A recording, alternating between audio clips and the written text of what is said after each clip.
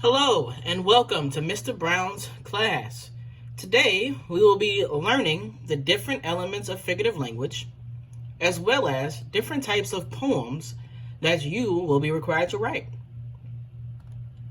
So, let's first look at the overall meaning of figurative language. Figurative language makes meaning by asking the reader or listeners to understand something by virtue of its relation to some other thing, action, or image. Figurative language can be contrasted with literal language, which describes something explicitly rather than by reference to something else.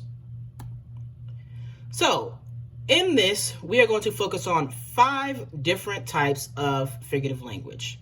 There are many others, but for this lesson, we're going to focus on these 5. The first one that we're going to talk about is a simile. A simile is a comparison of two things using like or as. An example is, the metal twisted like it was made of rubber. Or, my dog is as sweet as candy. Remember, using like or as doesn't make a simile. A comparison is required and must be made. For example, something that is not a simile is, I like football. But an example of a simile is, the moon is like a pizza. Metaphor. A metaphor is two things that are compared without using like or as. Examples include, his heart is made of stone. All the world is a stage. And my personal favorite, her eyes were diamonds. Personification. Personification gives human traits to objects or ideas. Examples include, the sunlight danced. Water on the lake shivers. The sun smiled down on us. And I really love this image with the cupcake, and it basically says, the cupcake was calling to her. Hyperbole. A hyperbole is an exaggeration to show strong feelings or effect. Examples include, I love you to the moon and back. The pen is mightier than the sword. I've told you this 20,000 times. Now that last one's one that I've heard from my mom a lot growing up. So, it's anything that is an exaggeration. Idiom. An idiom is a saying that isn't meant to be taken literally. Some examples are, getting fired turned out to be a blessing in disguise.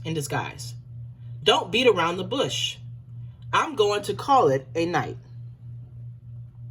Now, after this instructional portion of the lesson, you guys will be required to create your own poem.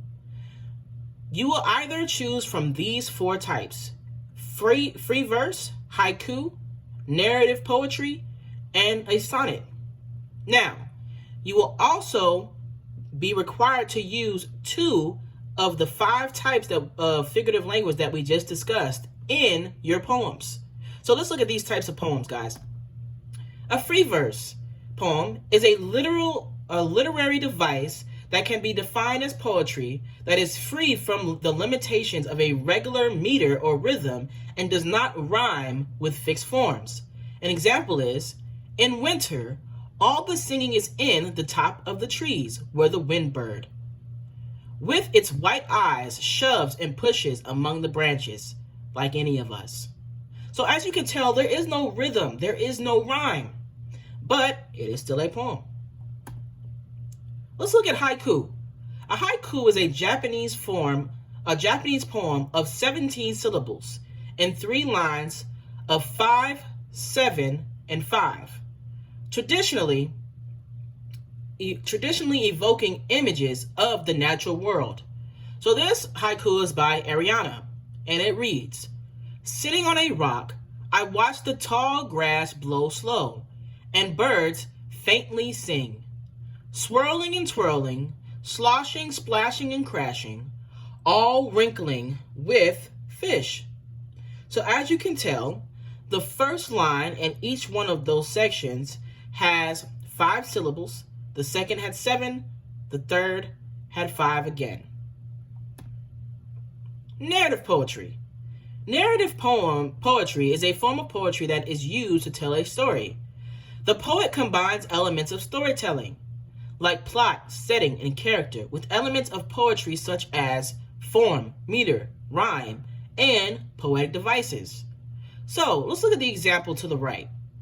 One day, it was a deep August day on damp creek soil, just me and my sister, and a long roll of foil. I folded tiny, shiny ships. She made a long canoe. We built bridges, dams, and docks for our salamander crew. Each salamander silver sailed, winking in the sun. If I could live one day again, this would be the one. So, unlike our free verse poems, this poem follows rhyme. It has a plot, it has setting, it has characters that you grow to love and can connect with. Now let's look at sonnets. A sonnet is a poem of 14 lines using any of a number of formal rhyme schemes. In English, typically having 10 syllables per line. Let's look at the example. Like as the waves make towards the pebbled shore, so do our minutes hasten to their end. Each changing place with that which goes before, and sequent toil all forwards to contend. Nativity, once in the main of light, crawls to maturity, wherewith being crowned. Crooked eclipses against his glory fight, and time that gave doth now his gift confound. Time doth transfixed the flourish set on youth, and delves the parallels in beauty's brow. Feed the rarities of nature's truth, and nothing stands out for his scythe to mow. And yet to times, in hope, my verse shall stand, praising thy worth, despite his cruel hand. So as you can see, not every line rhymes, but there is different types of rhyming schemes going on here, where it may not do every other line, but it still flows. And remember, this is a type of poem that has 14 lines. That is very important.